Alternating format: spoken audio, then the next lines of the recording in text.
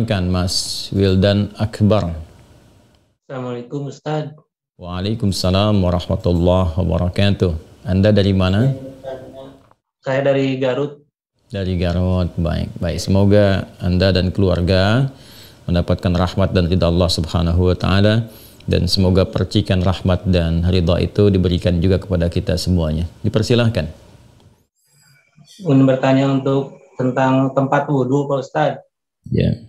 Ya misalkan di rumah kan terkadang tempat wudhunya itu menyatu dengan toilet, WC. Nah itu bagaimana, apakah Islam memandang tentang itu? Baik. Baik. Terima kasih Mas Wildan, dan pertanyaan ini barangkali juga mewakili pertanyaan dari saudara-saudari kita yang lain terkait dengan hal yang dimaksudkan. Idealnya memang tempat wudhu itu berpisah dengan toilet. Mengapa? Karena di dalam tempat wudhu itu kita juga menyertakan ya berbagai macam kalimat-kalimat thayyibah yang mengiringi proses wudhu, baik sebelum ataupun setelah wudhu itu dilangsungkan. Ya, bukankah kita saat berwudhu kan mengucapkan Bismillahirrahmanirrahim, kan? Sebagai mula kita mengerjakan segala kebaikan dengan dasar yang Nabi sabdakan, kullu amrin tibalin la yubda'u fihi Bismillahirrahmanirrahim fahuwa abtar. Dan itu juga sebagai ekspresi ungkapan gambaran atas niat yang kita tujukan dari wudhu itu, kita arahkan untuk mendapatkan ridha Allah Subhanahu wa ta'ala. Kemudian juga di akhir wudhu kita juga kan berdoa, ya kan, dengan mengucapkan syahadatain, syahadu an la ilaha illallah, syahadu anna muhammadar rasulullah. Kemudian kita mengatakan Allahumma ja'alni minat tawabin wa ja'alni minal mutatahhirin. Kalau kita mau kemudian tambahkan juga dengan doa wa ja'alni min ibadikas salihin. Nah, sedangkan kalimat-kalimat thayyibah yang berupa permohonan-permohonan doa dalam kebaikan ataupun menyebut asma-asma yang mulia, nah itu kan umumnya tidak diutarakan saat kita berada di dalam toilet, ya, karena toilet punya sifat tertentu. Ya, sifatnya hanya untuk menyalurkan atau membuang hadas, baik yang sifatnya kecil ataupun juga besar, dengan cara-cara tertentu yang boleh jadi juga melahirkan najis. Sedangkan wudhu itu ya tidak seketika juga menyatu dengan menghilangkan najis. Bisa jadi hanya hadasnya saja, belum tentu ada najisnya, gitu kan. Sedangkan kalimat-kalimat thayyibah sangat tidak disukai diungkapkan dalam keadaan-keadaan kita masuk toilet. Karena itu saat masuk toilet kita kan berdoanya doa memohon perlindungan kepada Allah dari godaan-godaan setan yang berkumpul di tempat-tempat yang buruk, ya, seperti toilet dan semisalnya. Allahumma inni a'udzubika minal khubuthi wal khaba'ith. Nah, kemudian ketika kita keluar, kita kan beristighfar tuh. Ghufranak, gitu kan? Ghufranak, mohon ampunanmu ya Allah. Nah, ada yang mendetilkan itu. Kenapa kita minta ampunan ketika keluar? Karena kita menahan diri dari pengungkapan kalimat thayyibah yang biasanya kita ucapkan di setiap tempat, gitu kan, istighfar, sholawat dan sebagainya. Nah, ketika itu terputus saat masuk toilet, ya, seakan-akan ada sifat tawadhu, kita memohon ampunan karena nggak mampu mengungkapkan, karena itu tempat yang tidak pantas, gitu kan, diungkapkan itu di tempat yang tidak sesuai. Maka ketika keluar kita mengatakan ghufranak kalau ada hal-hal yang tidak tepat di dalam dan tidak mampu mengerjakan hal yang biasa kita kerjakan. Itu adab saja, takdib di dalamnya. Nah, karena alasan inilah akan lebih bagus kalau tempat wudhu itu bisa terpisah sendiri dengan toilet, sehingga nanti kesempurnaan hal-hal yang mengiringi bisa dilakukan. Bila pun memang keadaannya tidak memungkinkan dan hanya ada itu dan bisa didapatkan di dalam berbagai kondisi, ya, Anda ke mall misalnya kan, tidak ada tempat spesifik wudhu, taruhlah gitu, demikian kondisinya, atau bahkan dalam kondisi tertentu, bahkan saat haji atau umrah yang begitu padat tempat wudhunya misalnya, dan Anda hanya menemukan ada toilet tapi ada keran yang disiapkan terpisah, gitu kan, di dalamnya itu. Nah, ini kondisi-kondisi demikian masih memungkinkan. Ya, jadi kalau ada kondisinya sifatnya tidak terpisah keadaan tempat wudhunya, maka tidak ada masalah ketika Anda berwudhu dalam keadaan juga menyatu tempatnya dengan toilet, karena kaidah juga mengatakan ad-daruratu tubihul mahdharat. Kondisi-kondisi yang mendesak itu, kondisi-kondisi yang tidak biasa itu membolehkan, bahkan yang terlarang pun asalnya diperkenankan.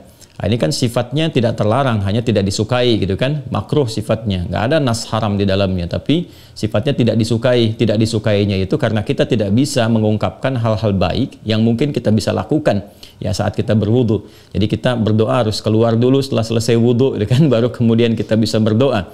Ataupun bismillahirrahmanirrahim hanya kita bisa ungkapkan dalam hati, nggak bisa kita lafadzkan gitu kan. Doa-doa pun kita iringkan di dalam hati. Nah itu hal-hal yang menjadikan kita kemudian tidak maksimal. Pun demikian juga ada satu kondisi lain, itu kan tempat berkumpulnya setan di tempat-tempat yang kurang bagus itu, sehingga godaan-godaan saat berwudu dan sebagainya, nah itu kadang-kadang lebih banyak. Nah ini tentunya juga di satu sisi tidak berlaku juga ya kondisi ini saat misalnya kalau mandi besar, kadang-kadang kan juga tempatnya menyatu juga dengan toilet, kan mandi besar juga berlangsung wudu di dalamnya, kan? Nah ini kita harus fleksibel juga dalam kondisi-kondisi demikian. Jadi ini yang mau saya katakan, tidak berhukum haram itu bisa dilakukan. Kalau tempatnya kita misalnya memungkinkan untuk berpisah, bagus ada dipisahkan. Tapi kalau menyatu pun tidak ada masalah, kan? Tidak ada masalah sepanjang dalam keadaan-keadaan darurat tertentu dan tidak berhukum haram. Ya, apa dalilnya? Yang tadi saya sampaikan. Ya, tidak ada nas spesifik mengharamkannya, dan kadang-kadang kita mandi besar juga ya, al-ghuslu dari janabah dan semacamnya juga berlangsung, dan dalam mandi besar juga ada wudu. Namun barangkali kesempurnaan itu tidak bisa kita iringkan dengan kalimat-kalimat thayyibah yang diungkapkan, hanya dalam hati kita lakukan. Jadi kalau tidak ada tempat lain dan menjadikan Anda berwudu misalnya menyatu dengan toilet, di dalamnya ada toilet, maka kalimat-kalimat thayyibah itu cukup dalam hati, tidak perlu diungkapkan di lisan, kan? Dan sempurnakan wudu Anda, lalu ketika keluar Anda berdoa sebagai penutup bagian dari wudunya. Demikian kiranya bisa disampaikan. Wallahu ta'ala a'lam bissawab. Dan sebelum saya menutup, ada sesuatu yang sangat menarik ketika Ibnu Abbas radhiyallahu taala anhuma menyampaikan kisah Nabi sallallahu alaihi wasallam ya saat beliau berada di kediamannya Sayyidah Maimunah radhiyallahu taala anha, dan malamnya kemudian bangun ya, bangkit dari tidurnya, duduk dulu menghilangkan bekas ngantuk. Nah ini ditemukan di Sunan Abu Daud nomor hadis 1367. Tsumma dhahaba ila syanin mu'allaqah, kemudian beliau pergi ke tempat tertutup. Nah syanin mu'allaqah ini enggak disebutkan tempat tertutupnya, apakah dia sifatnya mirhad, kan? Apakah tempatnya toilet yang menyatu, kamar mandi, ataukah dia tempat wudhu, kan? Midha, apakah dia tempat wudhu? Nah ini yang tidak disebutkan, keadaannya tempat tertutup saja. Ini memberikan kesan bahwa bisa jadi kalau itu yang dimaksudkan adalah tempat yang tertutup, itu toilet dan semacamnya, jelas ya dilakukan dalam bentuk tertutup sehingga tidak tampak aurat dan sebagainya, itu fikih yang lain. Tapi kaitan dengan wudhu juga itu cukup menarik juga. Hendaknya kalau kita pun membuat tempat wudhu di satu tempat, ya dimungkinkan ada penutupnya, karena boleh jadi tempat-tempat yang digunakan untuk oleh laki-laki ataupun perempuan yang menyatu, dan menyatu itu yang dimaksudkan dimanfaatkannya. Ya boleh jadi ada perempuan juga yang masuk ke situ, kan di satu tempat tuh nggak ada kehususan gitu ya. Nah, tapi tempat-tempat lain sekarang sudah lebih bagus. Ini untuk laki-laki, ini untuk perempuan, tuh nggak ada masalah. Tapi kalau tempat yang digunakan untuk menyatu, dia hendaknya ada penutup sehingga nggak semua orang bisa mengakses ke dalamnya dengan batas-batas tertentu.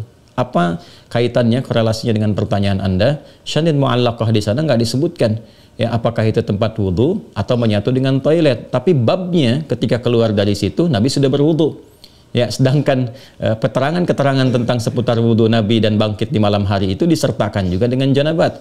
Artinya apa? Di kondisi-kondisi tertentu kan mandi, kan? Dalam mandi itu kemudian ada proses wudhu dan sebagainya. Ini menunjukkan kesan bahwa dalam mandi itu kan ada, selain hadas juga ada sifat-sifat lain yang dibersihkan, kan? Bisa jadi juga yang mengandung najis seperti buang air kecil ya, dan sebagainya kan menyertai dalam mandi itu. Nah ini memberikan kesan bahwa tidak ada hukum spesifik haram untuk mengerjakan wudhu di dalamnya, karena ada proses yang tadi saya sebutkan. Tapi lebih disukai kalau hanya untuk wudhu semata, tidak disertai dengan mandi yang lainnya, kalau ada tempat yang terpisah sehingga bisa menyempurnakan bacaan-bacaan yang dimaksudkan. Demikian Mas Wildan ya, semoga bisa dipahami dengan baik. Allah Ta'ala alam bisawab.